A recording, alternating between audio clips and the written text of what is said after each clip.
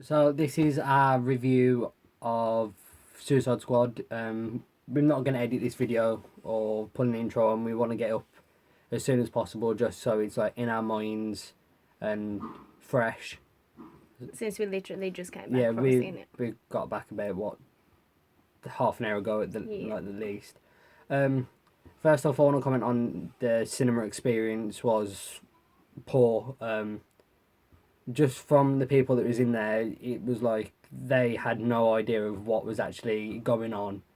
Like when I saw Captain America and when I saw Star Wars later last year, the atmosphere is a lot more enjoyable. Like everyone laughed at the jokes, and you got a positive atmosphere. At this, it was like people didn't really care. You had And only only certain people was laughing. Yeah, you only had like half of them laughing at and you had people talking through it, which was poor, in my opinion. It's the worst cinema experience that I've had. And same for me, since I had someone kicking my chair the whole time. But yeah, enough of that. Into the film. I thought the film was great, despite what the critics have said. They can't really judge it compared to anything else because, like Batman vs Superman was, it's the first film of its kind. Where, yeah, Batman vs Superman had similarities to Civil War, two people fighting, etc., and stuff like that. Suicide Squad was set from the villain's point of view and how the villains see life and how it happens. How they feel and their backstories. Yeah, just the whole movie I thought was good. It was well rounded how all the emotions was captured and how everyone was portrayed, especially with the costumes and stuff. Like even though Harley wasn't in her jester costume, they did show like in a montage of her in that costume, and when she opened up her case with all the stuff in, the costume was in there again, so it was in the film despite her not wearing it throughout, which I can kind of understand them not putting the suit in because he'd look really weird. Yeah, it did look really weird when they showed the clip of the first wearing it.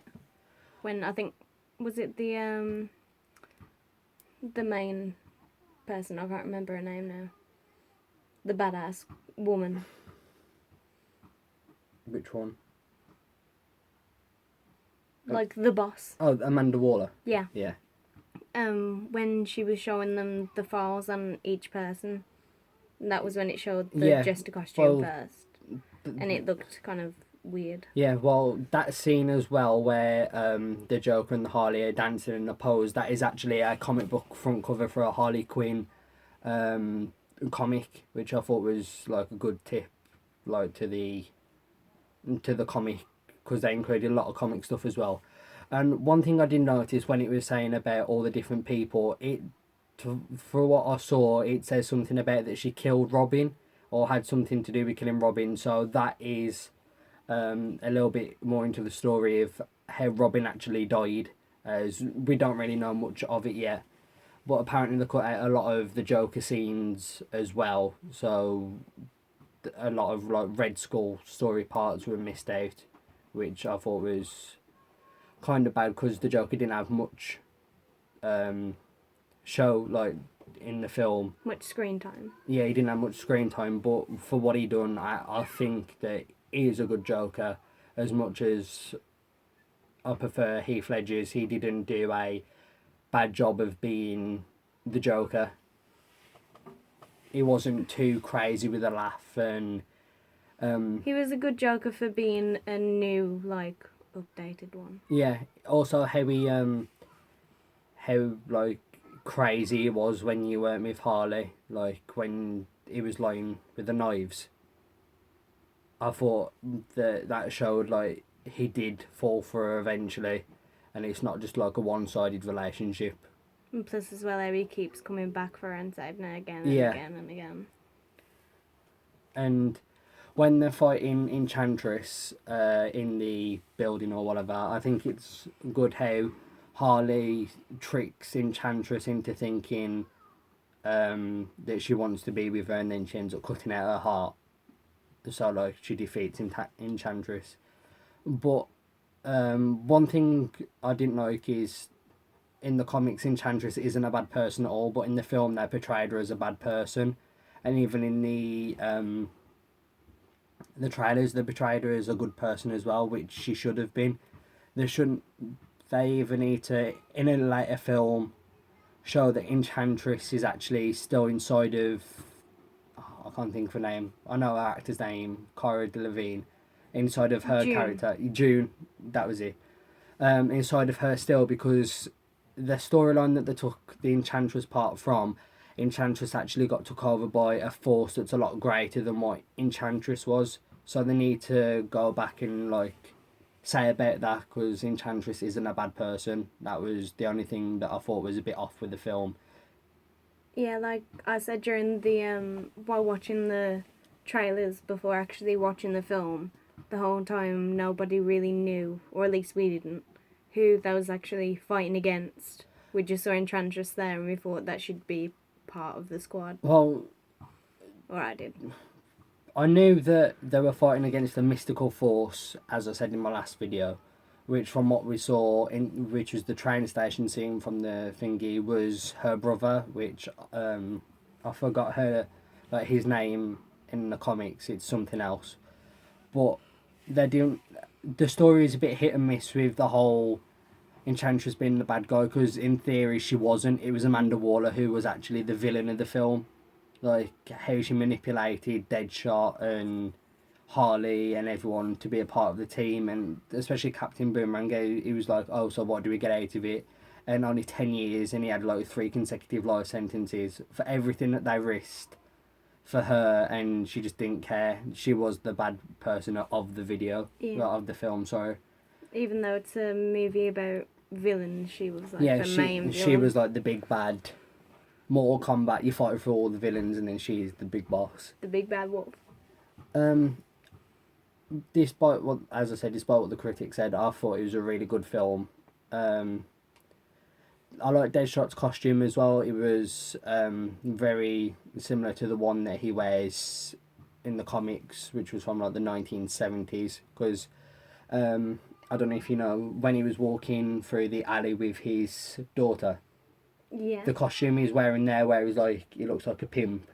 That's the costume that he originally wore as Deadshot. Okay. Before he got the face mask and the red suit. So the director did do a good job of showing their older costumes, especially with Harley and Deadshot. He showed their earlier costumes and the newer costumes. So it was like it shows that he cared about dropping like little Easter eggs throughout the film, so people knew who each character was. One person I think deserved more screen time was Diablo. I liked how he had like an arc in it. He was bad, then he went good, and then he realised that he was actually doing good and helping out, and he didn't want to lose his family, as he said. And it was pretty cool when he transformed into like some fire demon. Yeah, to fight off the other bad person. Captain Boomerang was quite funny in the film. He had a few funny parts. I think they could have given him a little bit more screen time without the funny parts, like actually showing more into his backstory than just that he's a thief and then the Flash puts him in the prison. Yeah. Hold on a sec. So Laura's had to sort out something, so I'll be finished off the video by myself. Overall, I do think it's a great film. As I said, Captain Boomerang could have had a bit more time where he wasn't as jokey, but it was really good. I'd like to have seen more of his backstory, how he became a villain. And just as Diablo as well. I wanted them to try and bring him back somehow. Killer Croc, I think his CGI was amazing, like how they done him. One scene that I really found funny is when they're in the bar and they're on about being beautiful inside and out, and Croc goes like, I'm beautiful, like on the outside as well, so he proves he's accepting, and he deserves more screen time, maybe a part in the Batman film as well, which would be better. So yeah, this is a bit all over the place just because my head's trying to understand everything, but that's going to be the end of the video. Overall film rating 8 out of 10. It set up the Justice League really well, and see you in the next video. One part I thought I'd add, the end credit scene set up the Justice League incredibly well. Shows how Bruce Wayne actually gets the knowledge on the different characters, and how he just progresses. And Amanda Waller kind of knows who he is already, but in the comics he actually hates her. So it's kind of weird seeing them forming a relationship of some sort. Maybe that's as she says, she uses leverage, so maybe her knowing him being Batman is her leverage. But yeah, it set up the film really well, and parts in the film set up for a really good Batman sequels, like with Harley Quinn breaking out at the end with the Joker, and just generally showing how DC can set up the next lot of films. So yeah, this will be the end of the video now. So see you in the next one. Bye.